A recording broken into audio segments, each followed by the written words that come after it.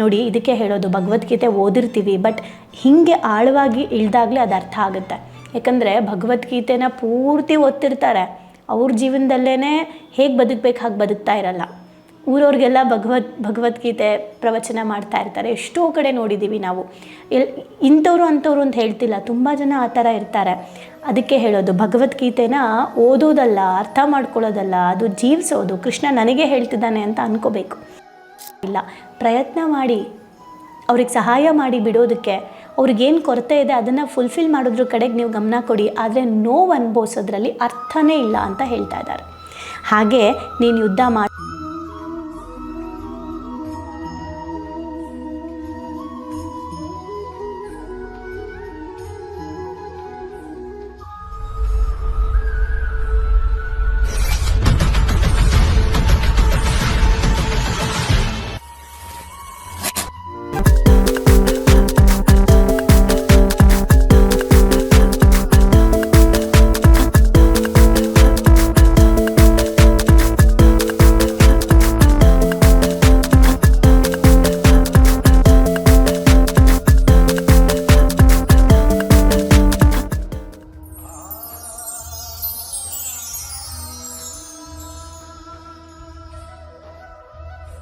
ಎಲ್ರಿಗೂ ನಮಸ್ಕಾರ.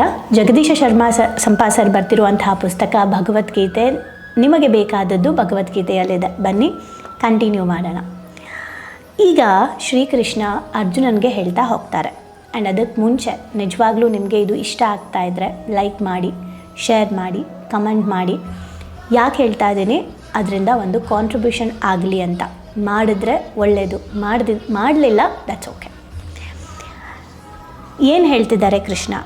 ಬದುಕು ಸಹಜ ಮತ್ತು ಸಾವು ಅದೂ ಸಹಜವೇ. ಇಲ್ಲಿಂದ ಶುರುವಾಗುತ್ತೆ. ಈಗ ಶ್ರೀಕೃಷ್ಣ ಹೇಳಕ್ಕೆ ಶುರು ಮಾಡ್ತಾರೆ. ನೀನು ಅಳಬಾರದವರಿಗಾಗಿ ಅಳುತ್ತಿರುವೆ, ತಿಳಿದವನಂತೆ ತಿಳಿದೇ ಇಲ್ಲ ಅನ್ನೋ ಥರ ಮಾತಾಡ್ತಾ ಇದೆಯಾ. ಅರಿವಿದ್ದರೂ ಹೀಗೆ ಮಾಡ್ತಾ ಇದೆಯಲ್ಲ. ಅವರು ಇದ್ದವರ ಬಗ್ಗೆಯಾಗಲಿ ಸತ್ತವರ ಬಗ್ಗೆಯಾಗಲಿ ಅಳುವುದಿಲ್ಲ. ಯಾರಿಗೆ ಅರಿವಿದೆ ಅವರು ಇದ್ದವರ ಬಗ್ಗೆನೂ ಅಳಲ್ಲ, ಸತ್ತವರ ಬಗ್ಗೆನೂ ಅಳಲ್ಲ ಅಂತ ಹೇಳ್ತಾ ಇದ್ದಾರೆ. ಎಷ್ಟು ಬ್ಯೂಟಿಫುಲ್ ಆಗಿದೆ ಅಲ್ಲ. ನೋಡಿ, ಇದಕ್ಕೆ ಹೇಳೋದು ಭಗವದ್ಗೀತೆ ಓದಿರ್ತೀವಿ, ಬಟ್ ಹೀಗೆ ಆಳವಾಗಿ ಇಳಿದಾಗಲೇ ಅದು ಅರ್ಥ ಆಗುತ್ತೆ. ಯಾಕಂದರೆ ಭಗವದ್ಗೀತೆನ ಪೂರ್ತಿ ಓದ್ತಿರ್ತಾರೆ, ಅವ್ರ ಜೀವನದಲ್ಲೇ ಹೇಗೆ ಬದುಕಬೇಕು ಹಾಗೆ ಬದುಕ್ತಾ ಇರಲ್ಲ. ಊರವ್ರಿಗೆಲ್ಲ ಭಗವದ್ಗೀತೆ ಪ್ರವಚನ ಮಾಡ್ತಾ ಇರ್ತಾರೆ. ಎಷ್ಟೋ ಕಡೆ ನೋಡಿದ್ದೀವಿ ನಾವು. ಇಂಥವ್ರು ಅಂಥವ್ರು ಅಂತ ಹೇಳ್ತಿಲ್ಲ, ತುಂಬ ಜನ ಆ ಥರ ಇರ್ತಾರೆ. ಅದಕ್ಕೆ ಹೇಳೋದು ಭಗವದ್ಗೀತೆನ ಓದೋದಲ್ಲ, ಅರ್ಥ ಮಾಡ್ಕೊಳ್ಳೋದಲ್ಲ, ಅದು ಜೀವಿಸೋದು. ಕೃಷ್ಣ ನನಗೆ ಹೇಳ್ತಿದ್ದಾನೆ ಅಂತ ಅನ್ಕೋಬೇಕು. ಇಲ್ಲಿ ನಾವು ಹಾಗೆ ಅಲ್ವಾ, ನಮಗೆ ಅರಿವಿದೆ, ಭಗವಂತ ನಮ್ಗೆ ಅರಿವು ಕೊಟ್ಟಿದ್ದಾನೆ, ನಾವೆಲ್ಲ ತಿಳ್ಕೊಂಡಿದ್ದೀವಿ.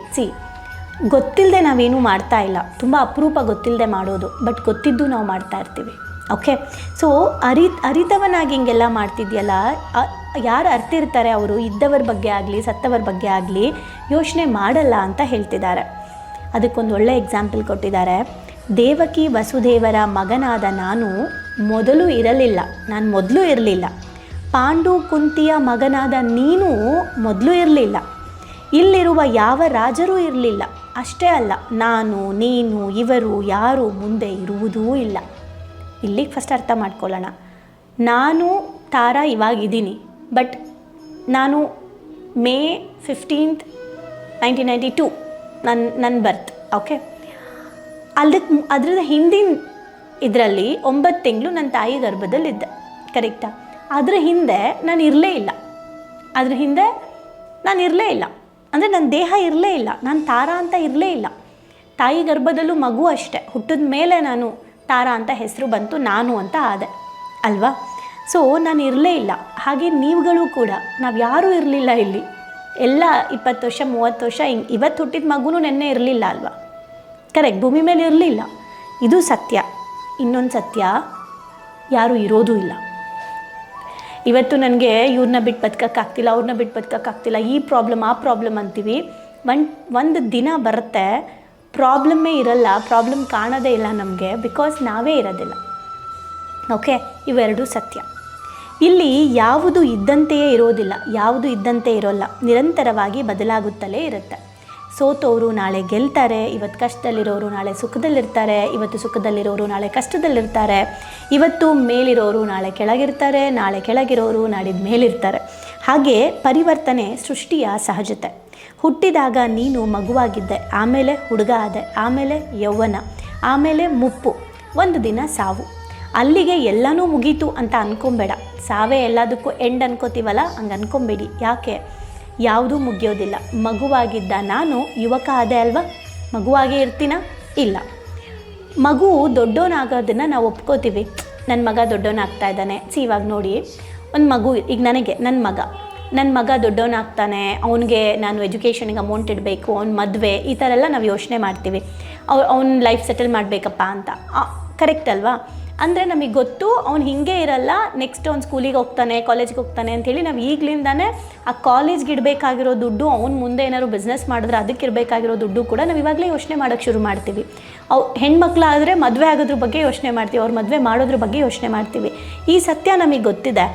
ಆದರೆ ಅವರು ಇರಲ್ಲ ಈ ಭೂಮಿ ಮೇಲೆ ಅನ್ನೋ ಸತ್ಯನ ಯಾಕೆ ನಾವು ನೋಡೋಕ್ಕಾಗ್ತಾ ಇಲ್ಲ ಅಲ್ವಾ? ಹಾಗೆ ಇದನ್ನೆಲ್ಲ ನಾವು ಒಪ್ಕೊತಾ ಇದ್ದೀವಿ, ಆದರೆ ಸಾವನ್ನ ಮಾತ್ರ ನಾವು ಒಪ್ಕೊತಾ ಇಲ್ಲ. ಯೌವನ ಮುಗಿದಾಗ ಬದುಕು ಮುಗೀತು ಅಂತ ಅನಿಸುತ್ತೆ, ಆಯಿತಾ? ಅನಿಸುತ್ತಾ? ಇಲ್ಲ, ನನಗೆ ನೆಕ್ಸ್ಟ್ ಹೋಗ್ತೀನಿ. ಮುಪ್ಪು ಬಂದಾಗ ಆಮೇಲೆ ಸಾವು ಬರುತ್ತೆ ಅನಿಸುತ್ತೆ. ಹೀಗೆ ಇನ್ನೊಂದರ ಆರಂಭ ಅಷ್ಟೆ, ಯಾವುದು ಅಂತ್ಯವಲ್ಲ. ಈ ದೇಹವನ್ನು ಬಿಡುವುದು, ಇನ್ನೊಂದು ದೇಹವನ್ನು ಹಿಡಿಯುವುದು. ಬಟ್ಟೆ ಹಾಳಾದರೆ ಹೇಗೆ ಎಸೆದು ನಾವು ಹೊಸ ಬಟ್ಟೆನ ಹಾಕ್ಕೊಳ್ತೀವೋ, ಹಾಗೆ ನಮ್ಮ ಆತ್ಮವು ಕೂಡ ಈ ಬಟ್ಟೆ ಆದಮೇಲೆ ಇನ್ನೊಂದು ಬಟ್ಟೆಯನ್ನು ಹುಡ್ಕೊಳ್ಳುತ್ತೆ. ಸಾವಂದರೆ ಅಷ್ಟೇ ಆಗಿರುವಾಗ ಸಾವಿಗಾಕಿ ನೀನು ಯಾಕೆ ಅಳ್ತಾ ಇದೆಯಾ? ಇವರು ಸತ್ರು, ಅವರು ಸತ್ರು, ನೀನೇ ಸತ್ರು, ನೋವಾಗೋದಕ್ಕೆ ಇಲ್ಲಿ ಏನೂ ಇಲ್ಲ. ಹುಟ್ಟಿದವರು ಸಾಯಲೇಬೇಕು, ಸತ್ತವರು ಮತ್ತೆ ಹುಟ್ಟಲೇಬೇಕು. ಇನ್ನೂ ಬದಲಾಯಿಸಲಾಗದು, ಇದನ್ನು ಬದಲಾಯಿಸೋಕ್ಕಾಗಲ್ಲ. ಫೈನಲಿ ಯಾವುದನ್ನು ಬದಲಾಯಿಸಲಾಗದೋ ಅದರ ಬಗ್ಗೆ ನೋವೇ ಪಡಬಾರ್ದು ಅಂತ ಹೇಳ್ತಾ ಇದ್ದಾರೆ. ಇದು ಎಲ್ಲದಕ್ಕೂ ಅನ್ವಯ. ಯಾರೋ ಒಬ್ಬರು ನಮ್ಮ ಜೊತೆಲಿರೋರು ಏನು ಮಾಡಿದ್ರೂ ಬದಲಾಗ್ತಿಲ್ಲ ಅಂತ ಅಂದ್ಕೊಳ್ಳೋಣ. ಅವರು ಬದಲಾಗಲ್ಲ ಅನ್ನೋ ಸತ್ಯ ನಮಗೆ ಅರ್ಥ ಆದಮೇಲೆ ನಾವು ನೋವು ಪಟ್ಟು ಏನು ಪ್ರಯೋಜನ? ಸುಮ್ಮನೆ ಯೋಚನೆ ಮಾಡಬೇಕಲ್ವಾ? ಈ ಕಡೆ ಅವ್ರನ್ನ ಬದಲಾಯಿಸೋ ಪ್ರಯತ್ನವೂ ಬಿಡಲ್ಲ ನಾವು, ಈ ಕಡೆ ಅವ್ರು ಬದಲಾಗೋದೂ ಇಲ್ಲ, ನಾವು ನೋವು ಪಡೋದು ಸ್ಟಾಪ್ ಆಗಲ್ಲ.